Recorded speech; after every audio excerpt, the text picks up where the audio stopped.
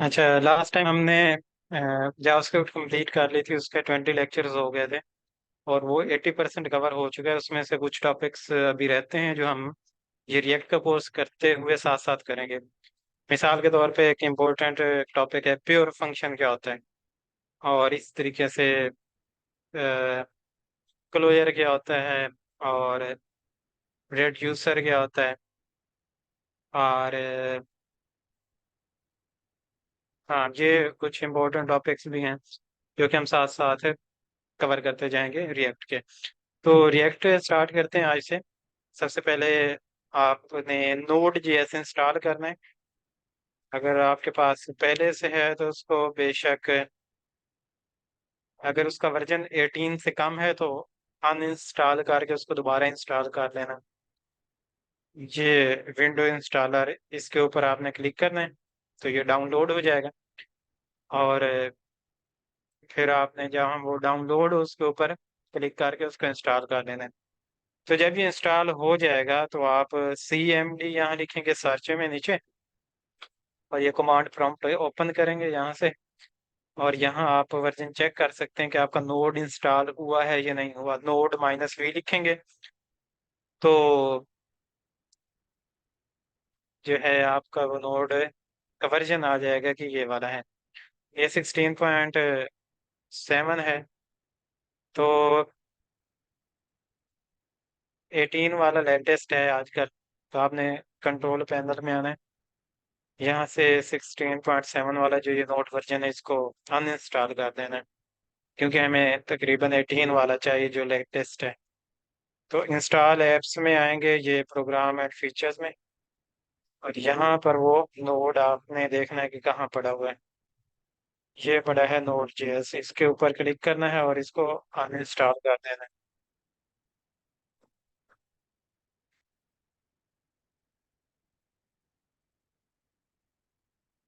Yes करेंगे और ये अनइंस्टॉल होने लग जाएगा।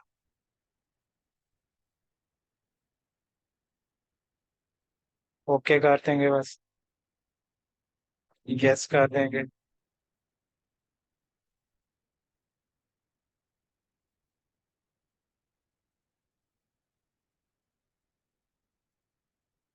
तो ये अनइंस्टॉल हो गया है। अब यहाँ इसको मैं डाउनलोड करूंगा, विंडोज इंस्टॉलर के ऊपर क्लिक करूंगा और यहाँ पर ये डाउनलोड होना शुरू हो गया है।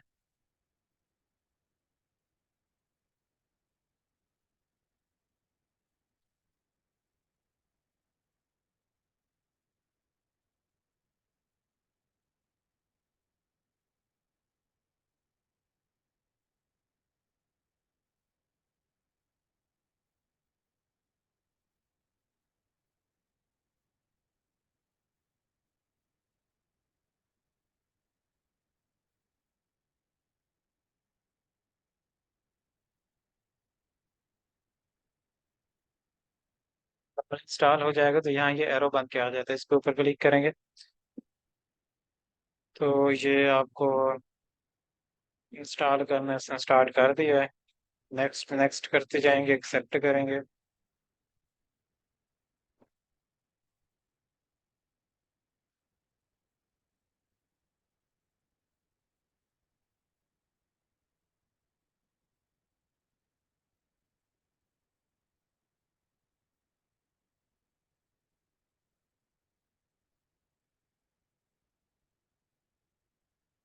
अब हम नोड कवरेज चेक करते हैं। आप देखें ये लेटेस्ट है, 18.17 है। तो इसको बंद कर देंगे। अब हमने रिएक्ट इंस्टॉल करनी है। सबसे पहले जिस फोल्डर में इंस्टॉल करनी है, मिसाल के तौर पर इसको फोल्डर में इंस्टॉल करनी है। डी के अंदर मेरे पास एक फोल्डर है प्रोजेक्ट्स के नाम का। यहाँ मैं इस फोल्डर में वो रिएक्ट की एक एप्लीकेशन इंस्टॉल करना चाहता हूँ। तो यहाँ पर ऊपर ये जो ये लिखा हुआ है, यहाँ आपने खाली जगह पर यहाँ क्लिक करना है और यहाँ लिखना है CMD और इंटर कर देना है। तो ये इस प्रोजेक्ट्स इस फोल्डर के अंदर आपको लेकर आ जाएगा। तो यहाँ प्रोजेक्ट्स के अंदर आप आ गए, प्रोजेक्ट्स के फोल्डर के अंदर आ गए। तो यहाँ हमने कमांड चलानी है क्रिएट रिएक्ट ऐप की। तो यहाँ आप उसको लिख भी सकते हैं, क्रिएट रिएक्ट ऐप। ये पूरी एक इन्होंने बनाया हुआ सिस्टम क्रिएट रिएक्ट ऐप के नाम से। तो यहाँ इसके ऊपर क्लिक करना है और यहाँ से आपने कमांड कॉपी ले करके आनी है, ये वाली npx क्रिएट रिएक्ट ऐप, और आगे नाम उसका।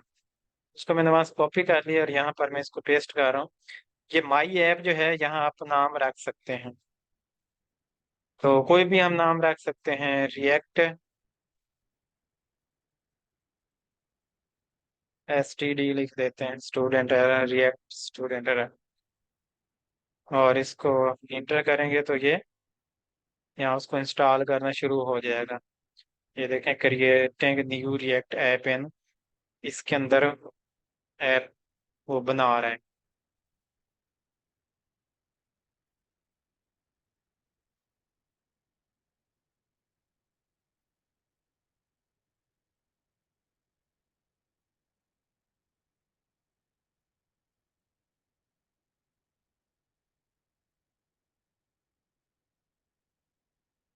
अच्छा, क्रिएट रिएक्ट ऐप से जो ये ऐप तैयार होती है वो PWA होती है। PWA क्या होती है? और इसको हम क्रिएट रिएक्ट ऐप से भी कर सकते हैं, और एक और तरीका है CLI, रिएक्ट CLI, उससे भी कर सकते हैं। ठीक है ना, नॉर्मली हम इसी से करते हैं। और वैसे तो हम रिएक्ट की जो एप्लीकेशन है वो आमतौर पर जो कोर रिएक्ट होती है, जो कि हम ये बना रहे हैं, इसमें काम करते ही नहीं है, हम नेक्स्ट JS में काम करते हैं। लेकिन ये भी आपको आना चाहिए कि ये रिएक्ट में कैसे होता है। लेकिन फाइनली हमने जो काम करना है और सीखना हमारा मकसद है, वो रिएक्ट सीखने के बाद नेक्स्ट JS सीखना मकसद है। तो ये PWA बनाती है, और अगर PWA ना बने तो हम उसको किसी भी जावास्क्रिप्ट की जो एप्लीकेशन होती है हम उसको PWA आसानी से बना सकते हैं। PWA क्या होती है कि जो PWA एप्लीकेशन होती है उसको हम लैपटॉप पर भी इंस्टॉल कर सकते हैं और मोबाइल पर भी इंस्टॉल कर सकते हैं। यानी कि हमें डेस्कटॉप एप्लीकेशन भी बनाने की ज़रूरत नहीं पड़ती, ऑटोमेटिक बन जाती है। और मोबाइल एप्लीकेशन भी हमारी वेबसाइट ऑटोमेटिक बन जाती है अगर वो PWA हो तो।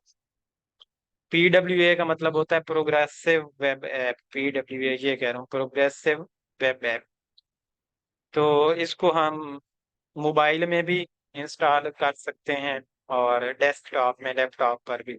जैसे कि ये डेस्कटॉप के अंदर ये स्काइप इंस्टॉल हुई हुई है, जैसे कि ये जूम इंस्टॉल हुई हुई है। तो इसी तरह हम जब इसको अभी चला कर देखेंगे, तो इसको इंस्टॉल करेंगे तो रिएक्ट ऐप के नाम से वो यहाँ पर हम उसको इंस्टॉल भी कर सकेंगे। और ये ऑफलाइन चलती होती हैं जो PWA होती हैं, ऑफलाइन भी चल सकती हैं और ऑनलाइन भी चल सकती हैं।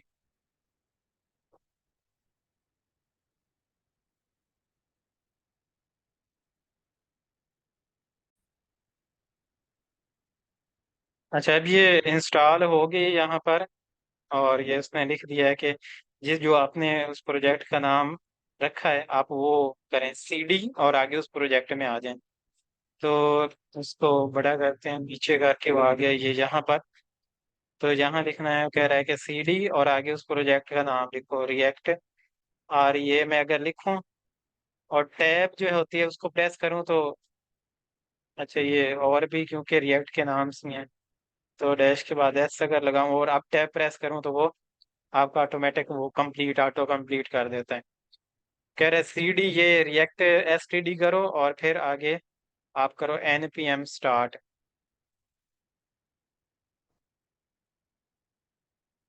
ये मैंने NPM स्टार्ट किया है।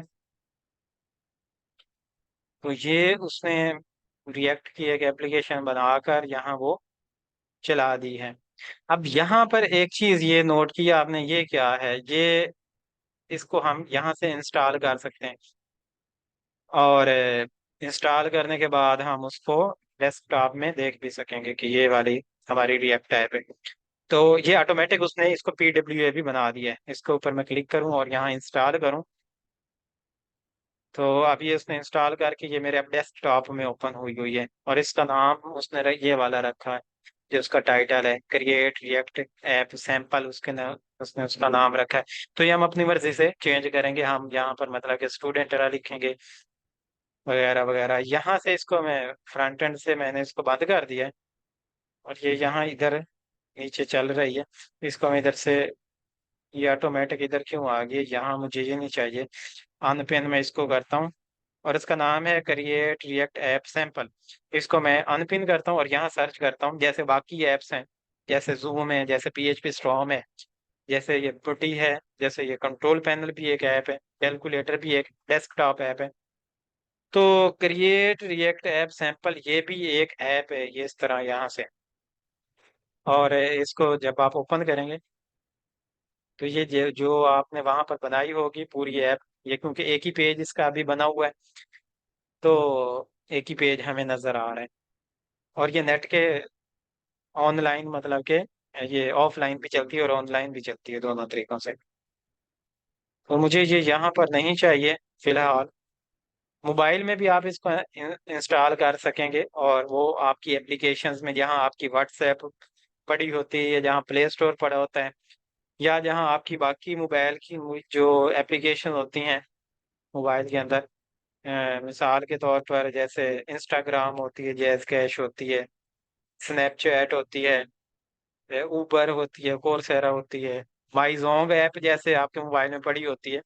इसी तरह आपकी जो ये वाली वेबसाइट होगी, ये भी इंस्टॉल होकर यूजर के मोबाइल में आ जाएगी ऑटोमेटिक। आपको कुछ भी करने की जरूरत नहीं पड़ेगी, आपको सिर्फ ये वेबसाइट बनाना पड़ेगी, और वेबसाइट बनाएंगे तो वो PWA ऑटोमेटिक बन जाएगी इस तरीके से।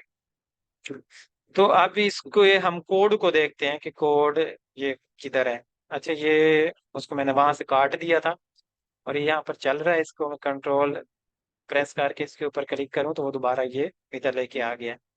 तो अब इसके कोड को हम ओपन करते हैं, VS कोड ओपन करेंगे यहाँ से।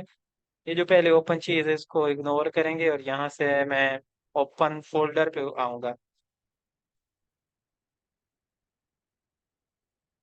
और ओपन फोल्डर पर आकर मैं यहाँ से जो, कहाँ मैंने इंस्टॉल की थी प्रोजेक्ट के अंदर, और उसका नाम था रिएक्ट STD, ये वाला रिएक्ट STD इसका नाम था। इसको सिलेक्ट फोल्डर किया। आ, ये पहले कह रहा है कि आपने उसमें चेंजेस की हैं, तो सेव करना है या नहीं, तो उसको मैंने सेव करना है। और ये वो ऐप उसने ओपन कर दी जो बनाई थी। अब इसके अंदर ये एक पब्लिक फोल्डर है, और इसमें ये चीजें हैं कुछ, और दूसरा ये SRC फोल्डर है, और इसमें ये कुछ चीजें हैं। अब SRC फोल्डर के अंदर एक मेन जो फोल्डर है app.js, इसको ओपन करते हैं। और ये एक उसने फंक्शन बनाया हुआ है। फंक्शन आपको पता है कैसे बनाते हैं? फंक्शन का कीवर्ड लिखते हैं, और आगे फंक्शन का नाम लिखते हैं, और आगे करली स्मॉल ब्रैकेट्स लगाते हैं, और फिर कर्ली ब्रैकेट्स लगाते हैं। और फिर जो उस फंक्शन ने अगर कुछ रिटर्न करना है तो वो रिटर्न करवा देते हैं। ये फंक्शन ये पूरी डिव रिटर्न कर रहा है। फंक्शन कुछ भी रिटर्न करता है, आपको बताया था। तो ये वाला फंक्शन जो है ये पूरी डिव रिटर्न करवा रहा है। और यहाँ पर ये लिखा हुआ है edit code app.js to save and reload. तो ये देखें, हमें ये फ्रंट एंड पर नजर कहाँ आ रहा है? ये आ रहा है। इस लाइन को अगर मैं चेंज करना चाहूँ, तो मैं यहाँ से इसको चेंज करके मैं अपना नाम लिख देता हूँ, और सेव करता हूँ, और आप इसमें चेंजेस में नोट करता हूँ कि क्या हुआ है। और ये देखें, उसने वसीम अब यहाँ पर लिख दिया है। मुझे ये पूरा पेज इस तरीके से नहीं चाहिए रिटर्न के अंदर। अ, मुझे ये पूरा हेडर भी नहीं चाहिए। मुझे बस ये खाली डिव है, और इसके अंदर मैंने एक H1 लिखा है, H1। और यहाँ पर मैंने लिखा है हेलो रिएक्ट JS। और ये एक सिंपल एक फंक्शन बना हुआ है ये वाला। इस तरह का रिएक्ट के अंदर इस तरह फंक्शन बनाते हैं। फंक्शन और आगे फंक्शन का नाम, और आगे रिटर्न के अंदर ये चीज है। अब ये ऐप की जो क्लास लिखी हुई है, ये भी मैं चाहूँ तो मिटा सकता हूँ। मैं जस्ट H1 भी रिटर्न करवा सकता हूँ, तो सिर्फ ये H1 रिटर्न करेगा। और यहाँ एक्सपोर्ट डिफॉल्ट, और आगे वो कंपोनेंट का नाम, इसको कंपोनेंट बोलते हैं इस फंक्शन को। अब यहाँ पर हम कंपोनेंट बोलेंगे कि ये रिएक्ट का कंपोनेंट है, और ये फंक्शन की वजह से बनाया हुआ है तो इसको फंक्शनल कंपोनेंट कहेंगे। दो तरह के कंपोनेंट होते हैं, क्लास बेस और फंक्शन बेस। ये फंक्शन बेस बहुत आसान होता है, और आजकल जो रिएक्ट है वो कहता है कि आपने फंक्शन बेस ही यूज करने। आपने जो पुराने तरीके से हम क्लास बेस बनवाते थे रिएक्ट वाले, उन्होंने अब रोक दिया है। उन्होंने कहा है कि हमने नोट किया है कि जब हम क्लास बेस ये फंक्शन बनाते हैं तो वो बहुत ही ज्यादा कम्प्लेक्स कोड हो जाता है। अच्छा, ये रिएक्ट बनाई हुई किसने है? ये फेसबुक वालों ने बनाई हुई है, और ये जो फेसबुक की आपको एप्लीकेशन यहाँ पर नजर आती है, ये वाली, ये पूरी रिएक्ट के ऊपर बनी हुई है। और ये जो रिएक्ट की एप्लीकेशन होती है, ये वाला जो फ्रेमवर्क है रिएक्ट का, ये सारा फेसबुक की तरफ से है। ये फेसबुक इसको सपोर्ट करता है, फेसबुक वालों ने ये बनाया हुआ है। तो ये फेसबुक का एक प्रोडक्ट है रिएक्ट जेएस। और रिएक्ट नेटिव भी, जो आप इसके इनकी मोबाइल एप्लीकेशन यूज करते हैं, वो रिएक्ट नेटिव में इन्होंने बनाई हुई है। और इसको यहाँ से रिफ्रेश करूंगा, और ये क्या कह रहा है, ओपन क्लोज दिस ऐप। अच्छा चलो, कोई बात नहीं। ये हमारा जो कंपोनेंट हेलो रिएक्ट लिखा हुआ था वो आ गया है। तो वो रिएक्ट वाले बंदे जो हैं फेसबुक वाले, वो कहते हैं कि आपने फंक्शन बेस ही यूज करने हैं, क्लास बेस को अब आप छोड़ दें। पुराने जो प्रोजेक्ट होते हैं उनमें बाज दफा क्लास बेस यूज हुए हुए होते हैं, लेकिन जो नई एप्लीकेशन आजकल बनती हैं वो फंक्शन बेस कंपोनेंट ही यूज होते हैं। अच्छा, एक और मैं हेलो रिएक्ट, और आगे मैं लिखता हूँ नीचे हेलो नेक्स्ट। उसको मैंने मिटाया इसलिए था, यहाँ आपको एक और बात बतानी थी, ये वाली। और यहाँ मैं इसको लिख देता हूँ नेक्स्ट,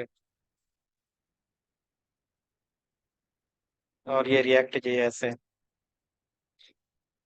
अब इस तरीके से दो एलिमेंट आप रिटर्न नहीं कर सकते। या तो आपको इसको एक डिव बनाकर उसके अंदर लिखना पड़ेगा। इसको मैंने यहाँ से काट किया और यहाँ पर मैंने बनाई डिव, खाली डिव, और इसके अंदर मैंने उसको पेस्ट कर दिया। या तो इस तरह करना पड़ेगा, तब ये चलेगा। या फिर एक और तरीका होता है, उसको बोलते हैं रिएक्ट फ्रैगमेंट। मतलब कि खाली ये वाली ब्रैकेट्स आप लगा दें बस, ये वाली ऊपर ये एंगल ब्रैकेट्स और ये नीचे क्लोजिंग एंगल ब्रैकेट्स, ये खाली लगा दें, और इसमें आप वो अपने कोड को लिख दें। तो इस तरीके से भी इसका सोल्यूशन है कि आप इस तरह भी कर सकते हैं।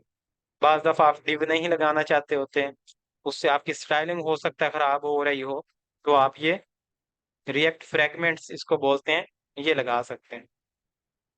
सेव किया है और इसको रिफ्रेश करेंगे, और ये रिफ्रेश किए बगैर ही हार्ड रीलोड इसको बोलते हैं, कि रिफ्रेश किए बगैर जो भी हम यहाँ पर चेंज करते हैं और सेव करते हैं, सेव करेंगे, तो वो ऑटोमेटिक इसको रिफ्रेश किए बगैर ये यहाँ पर चेंज हो जाएगा। तो इसको हार्ड रीलोडिंग बोलते हैं, कि ऑटोमेटिक ये रीलोड हो रहा है।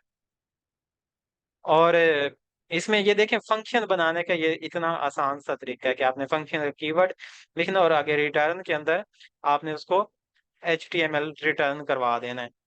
अब ये जो HTML रिटर्न होता है, नॉर्मली ये जो होता है, नॉर्मली जो जावास्क्रिप्ट का फंक्शन होता है उसके अंदर हम HTML इस तरीके से रिटर्न नहीं करवा सकते हैं। लेकिन रिएक्ट में इसको ये स्पेशल सपोर्ट दी जाती है JSX यूज करते हुए। JSX मतलब कि इस ये जो पैटर्न है कि आप फंक्शन के अंदर ही जो है वो पूरा के पूरा सही तरीके से HTML रिटर्न करवा रहे हैं।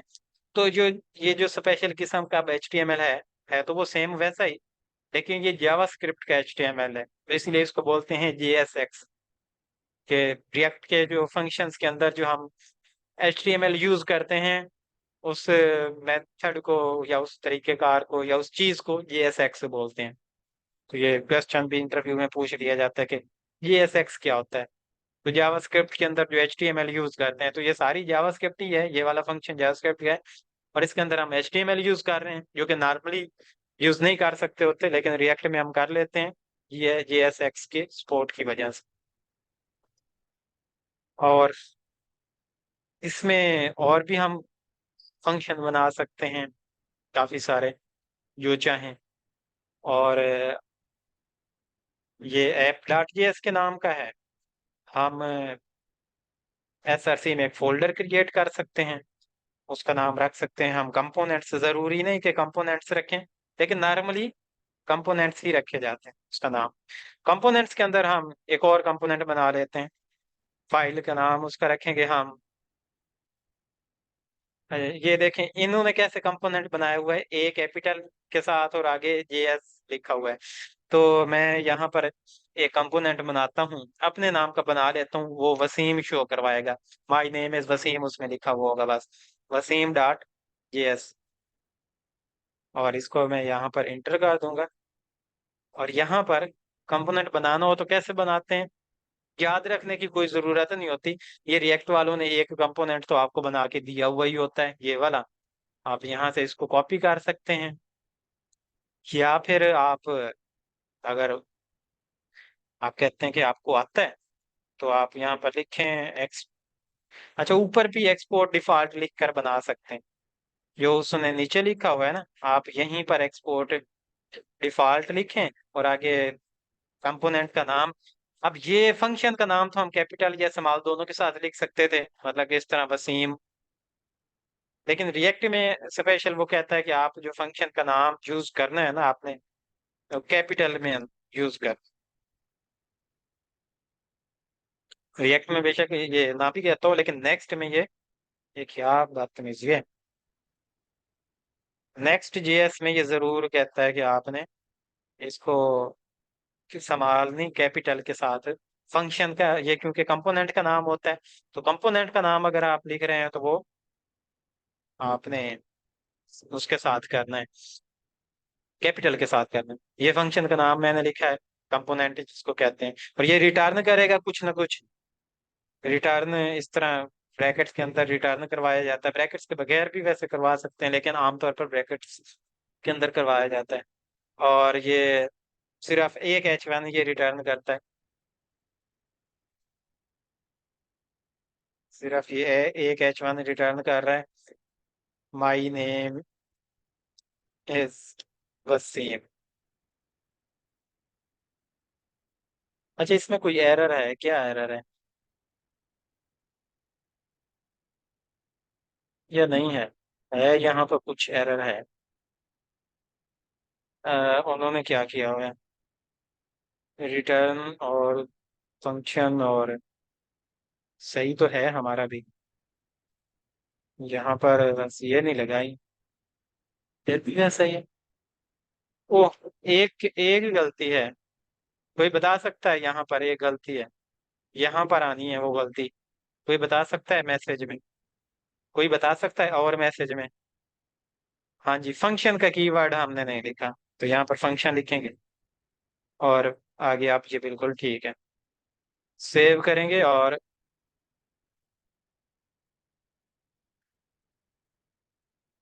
ये फंक्शन अब बन गया। अब इस फंक्शन को यूज कैसे करेंगे, ये फ्रंट एंड पर आएगा कैसे, क्या ये जैसे बनाएंगे और फौरन वो आ जाएगा, ऐसा तो नहीं होगा। वो तो एक साइड पर बना पड़ा है। और ये जो आ रहा है ये तो ऐप का जो हमारा मेन फंक्शन है उसके अंदर से उसको वो डिस्प्ले करवा के आ रहा है। तो यहाँ उस फंक्शन को इंपोर्ट करना पड़ेगा। अगर यहाँ वो फंक्शन यूज करना चाहते हैं तो उसको इंपोर्ट करना पड़ेगा। इंपोर्ट, और फंक्शन का नाम क्या था, वसीम। वो देखो वसीम कह रहा है, वसीम। और आगे कह रहा है कंपोनेंट्स के अंदर जो वसीम पड़ा है वो वाला इंपोर्ट करना चाहते हैं क्या, हाँ जी। तो ये वसीम इंपोर्ट हो गया। अब यहाँ से हम इस फंक्शन का जो है ये कंपोनेंट है, बार बार मैं इसको फंक्शन बोल रहा हूँ, कंपोनेंट को हम यहाँ नीचे करके यहाँ या सेंटर में यूज कर लेते हैं यहाँ। और इसको जैसे HTML का टैग होता है बिल्कुल वैसे ही लिखते हैं, वसीम और क्लोजिंग टैग के साथ, इस तरीके से। ऐसे भी लिख सकते हैं, और एक और तरीका है उससे भी लिख सकते हैं। अब ये देखें, इसको मैं चला कर देखूं, और ये देखो माई नेम इज वसीम। ये क्या एम खा गया है क्या, चेक करते हैं इसमें क्या है। माई नेम इज, ये देखो जो लिखा हुआ है, इसको वसीम करेंगे। और अब इसको ऐप में इंपोर्ट करके हमने यूज कर लिया है। ये देखें ऑटोमेटिक बगैर लोड किए, इसको बोलते हैं हार्ट रीलोडिंग। इंटरव्यू में क्वेश्चन नॉर्मली पूछ लिया जाता है कि व्हाट इज हार्ट रीलोडिंग। तो सेव किए बगैर जो सेव तो करना पड़ता है, रिफ्रेश पेज किए बगैर जो ऑटोमेटिक हमारा जो वहां पर चेंजेस रिफ्लेक्ट हो जाती है, उसको हार्ड रीलोडिंग बोलते हैं। इसको मैंने सेलेक्ट करके कंट्रोल और स्लैश दबाऊंगा तो ये ऑटोमेटिक ये कमेंट उसको कर दिया। अब इसमें कमेंट जरा इस तरीके से होता है, कर्ली ब्रैकेट्स लगाकर और फिर आगे कमेंट होता है। तो इसलिए आपने जो भी कमेंट करना हो आपने उसको सिलेक्ट करना है और कंट्रोल दबाना है और स्लैश दबा देनी है, तो आपका कमेंट हो जाएगा। अब इसको मैं और तरीके से इंपोर्ट करना चाहता हूँ। इंपोर्ट तो मैंने कर दिया, यूज और तरीके से करना चाहता हूँ, ये ऑटोमेटिक नीचे आ भी रहा है इस तरीके से। मतलब कि वसीम और आगे क्लोजिंग टैग वाला इस तरीके से वसीम। अब दोनों में एक इस तरीके से इसको इंपोर्ट करने में काम तो उसका वही होगा, ये वाला काम तो वही होगा। लेकिन एक फायदा है कि यहाँ पर हम कोई चीज और भी प्रिंट करवा सकते हैं। मतलब कि यहाँ पर मैं कह सकता हूँ आई एम हेयर, यहाँ पर जो मैं लिखूंगा वो एज अ चिल्ड्रन, वो इस कंपोनेंट का एज अ चिल्ड्रन इसे पास होगा। चिल्ड्रन, और चिल्ड्रन स्पेसिफिक एक कीवर्ड है। तो ये अगर जो उसको मैंने वहां से पास किया उसको यहाँ गेट करना हो तो मैं लिखूंगा चिल्ड्रन, इस तरीके से कर्ली ब्रैकेट से लगाकर। और यहाँ पर मैं उसको यूज कर सकता हूँ। और कैसे यूज कर लेंगे, एज अ कंपोनेंट यूज करेंगे क्या, चेक करते हैं।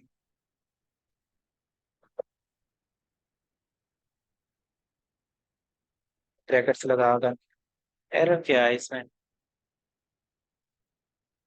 अनरीचेबल है, सी चाहिए चिल्ड्रन। चलो कोई बात नहीं, बाद में देखेंगे, अभी हमारा ये इसको इतना कॉम्प्लेक्स नहीं करते हैं। तो इस तरीके से चिल्ड्रन जो वहां से उसको मिलता है वो यहाँ हम उसको पास कर लेते होते हैं, यूज कर लेते होते हैं। ये आपके जो नेक्स्ट जेएस है उसमें ये बहुत ज्यादा ये वाला पैटर्न यूज होता है। उसमें हम ओपन करके नेक्स्ट जेएस की हमारी जो ऐप है हम उसमें देख भी लेते हैं। इसको ओपन इन VS कोड कैसे होगा, इसको कमिट करते हैं।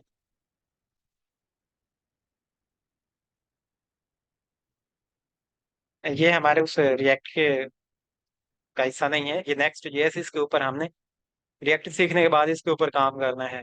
तो इसको ओपन इन VS कोड करते हैं।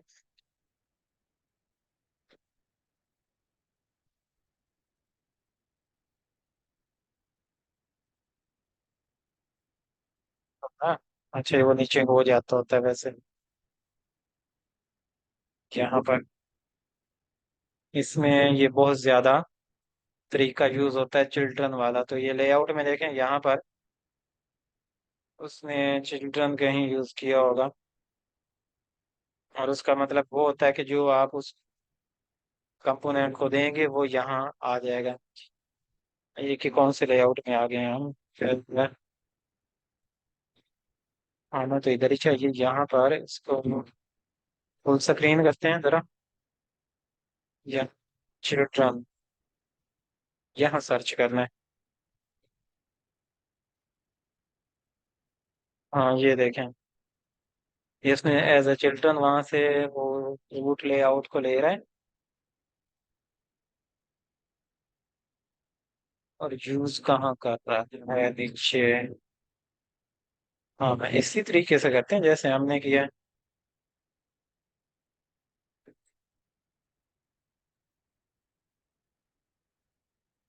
उसने इम्पोर्ट जरा इस तरीके से किया हुआ है, लेकिन वो तो एक ही बात है।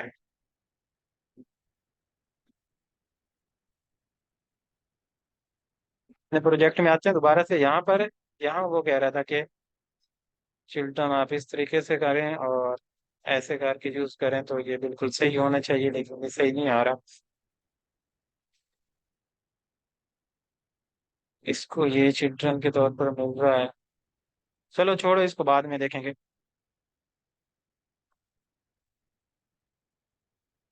तो ये कंपोनेंट इस तरीके से बनाए जाते हैं।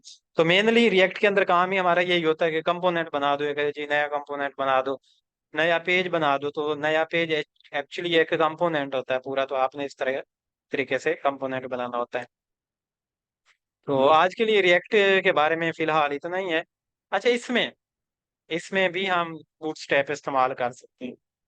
आप बूटस्ट्रैप कैसे इस्तेमाल कर सकते हैं? आप या तो बूटस्ट्रैप को इंस्टॉल कर लें इसमें, या फिर लिंक लगा लें। तो पहले चेक कर लेते हैं कि ऑलरेडी ना इंस्टॉल की हुई है। यहाँ पैकेज डॉट जेसन के अंदर, पैकेज डॉट जेसन के अंदर उसने ये कुछ चीज़ें दी हुई हैं। उसने रिएक्ट इंस्टॉल की है, रिएक्ट डोम और रिएक्ट स्क्रिप्ट और रिएक्ट वाइडस। बूटस्ट्रैप उसने इंस्टॉल नहीं की हुई है। तो हम क्या लिखते हैं बूटस्ट्रैप इंस्टॉल करने के लिए? npm इंस्टॉल बूटस्ट्रैप लिख देंगे तो वो इंस्टॉल कर देगा। लेकिन ऐसे अंदाजे से नहीं लिखना होता, उसको एग्जैक्ट हमने चेक करना होता है। Install bootstrap in React JS. आप लिंक भी लगा सकते हैं होम पेज के अंदर, और इंस्टॉल भी कर सकते हैं। तो नॉर्मली इंस्टॉल किया जाता है लिंक लगाने के बजाय। लिंक लगाना हो तो आप इधर जो पब्लिक के अंदर index dot H T M L है, यहाँ यहाँ पर आप वो रिएक्ट जो बूटस्ट्रैप का जैसे लिंक लगाते हैं, यहाँ लिंक लगा देंगे तो आपकी बूटस्ट्रैप चल जाएगी।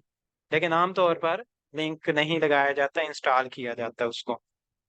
तो यहाँ वो कहीं कमांड वो आ जाएगी कि इस तरीके से आपने इंस्टॉल करना है। ये एडिंग बूटस्ट्रैप इसी में भी दे रहा है। npm इंस्टॉल बूटस्ट्रैप जब देखा मुझे याद था कि npm इंस्टॉल बूटस्ट्रैप की कमांड चलाते हैं।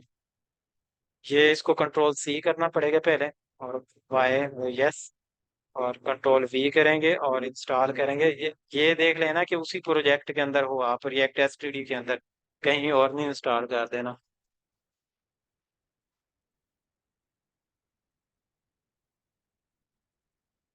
ये इंस्टॉल होगी, इसको दोबारा से स्टार्ट कर लेते हैं हम, ताकि उसके हम चेंजेस देख लें। और अगर इंस्टॉल ये हो गई है तो यहाँ हम लगा के देखते हैं। चल रहा है अभी, सर्व नहीं हुआ।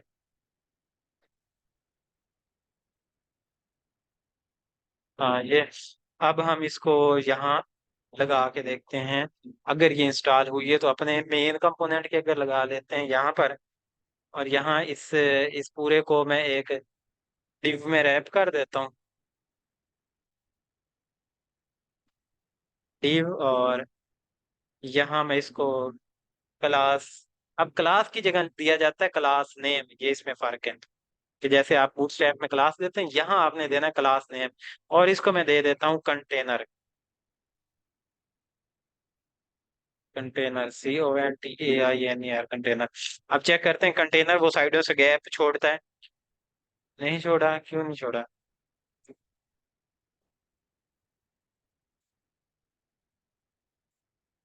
यहाँ लग जाना चाहिए था इसको।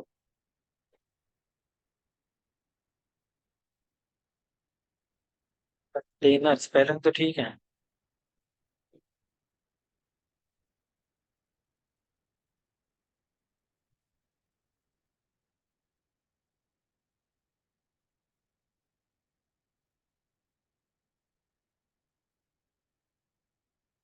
ये कौन सी इसमें आ गई स्टार है? ऐड बूटस्ट्रैप, और फिर अच्छा ये करना पड़ता होता है। वो कहता है कि ये लाइन आपको इंपोर्ट करना पड़ती होती है उसको, बूटस्ट्रैप को यूज करने के लिए डायरेक्टली आप नहीं कर सकते। आपको यहाँ यहाँ पर भी मतलब मेन में ही ये आपको इंपोर्ट करना पड़ेगी यहाँ पे। और अब चेक करते हैं कि ये कंटेनर फ्लूइड इसको लगा है या नहीं। कहाँ है हमारा प्रोजेक्ट? ये वाला है। हाँ, आप ये इसको लग गया, इसकी शक्ल बता रही है कि ये रिएक्ट वाला फॉन्ट है। हम इसको कंटेनर लगा के देखते हैं, ताकि वो साइडों से अगर गैप आ गया तो इसका मतलब हमारी बूटस्ट्रैप लग गई है। सेव किया है और ये देखें गैप आ गया है, तो इसका मतलब बूटस्ट्रैप ये लग गई। अब आप इसको बूटस्ट्रैप की कोई भी क्लासेस यूज करते हुए क्लास दे सकते हैं। आपने कोई अपनी स्टाइल शीट लगानी है, कस्टम CSS यूज करना है मिसाल के तौर पर यहाँ पर, तो कस्टम CSS का आज बता लेते हैं, स्टाइल शीट को बाद में देखेंगे।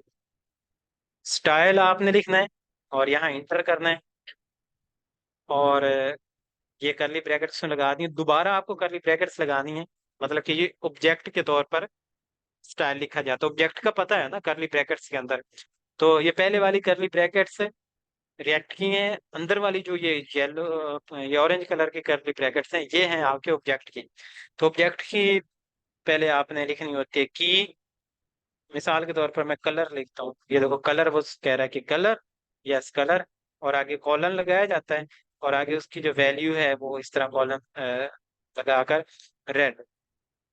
तो कलर रेड मैंने इसको दिया है, हेलो रिएक्ट जेएस को रेड कलर दिया है। अब इसको ये देखें, रेड कलर उसने दे दिया।